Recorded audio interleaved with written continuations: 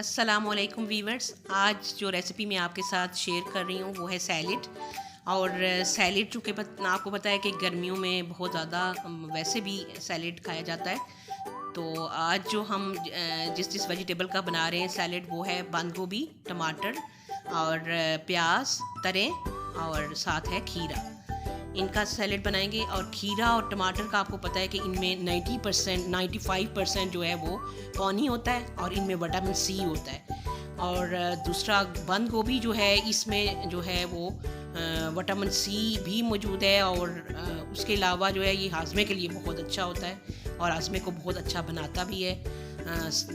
इसके साथ जो है तरें जो है उसकी तासीर बहुत ठंडी होती है। और उसका ये है कि मेरे बच्चे जो है वो थोड़ा छिलका उतार के तो इसका सैलेड खाते हैं, लेकिन मोस्टली जो है वो छिलके के साथ भी इसको अच्छे से वॉश करके तो आप इसको छोटे छोटे पीसेस में काट लें।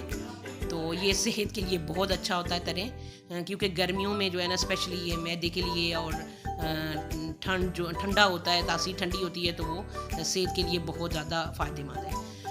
अभी हम इन सारी सब्जियों को काटेंगे और काटने के बाद अभी हम मिक्स कर रहे हैं सबको छोटे छोटे क्यूब्स में। सारी वेजिटेबल्स को हमने काटा और उसमें हमने बंद गोभी शामिल कर ली, खीरा शामिल कर लिया।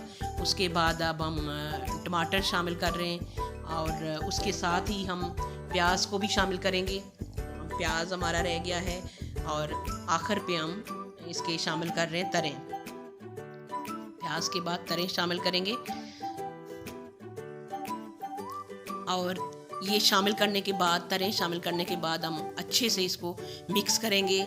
और मिक्स करने के साथ ही जो बाकी चीज़ें हम डालेंगे वो हैं काली मिर्च है, नमक है और सिरका है और साथ लीमू हम एक इसमें निचोड़ रहे हैं और बीज निकाल लें। आप अच्छे से बीज निकाल के तो एक लीमू जो है उसका जूस जो है वो आप शामिल कर लें सैलेड के अंदर। और उसके साथ जो है अब हम शामिल करेंगे इसमें नमक। आप हस्बे ज़ायका जितनी क्वांटिटी है आपकी सैलेड की उस हिसाब से शामिल करें। तो हम जो है वो 1 टीस्पून शामिल कर रहे हैं और उसके साथ काली मिर्च हम 1 टीस्पून वो भी शामिल करेंगे। ये देखें, ये चला गया हमारे सैलेड में काली मिर्च 1 टीस्पून। और उसके साथ अभी हमने सिरका 2 चम्मच जो है 2 टेबलस्पून सिरका हम ये हमारी सैलेड में चला गया। उसके साथ आखिर पे हम मिंट भी शामिल करेंगे और अच्छे से इसको हम मिक्स करेंगे। मिक्स करने के बाद जो है वो हमारा मज़ेदार किस्म का सैलेड तैयार हो जाएगा। ज़रूर इस रेसिपी को ट्राई कीजिएगा, खुद भी खुश रहें, दूसरों को खुश रखें। ये देखें हमारा मिंट, थोड़ा सा आप मिंट शामिल करें और इसको मिक्स करके ये लें, हमारा सैलेड बहुत ही मज़ेदार किस्म का तैयार हो गया।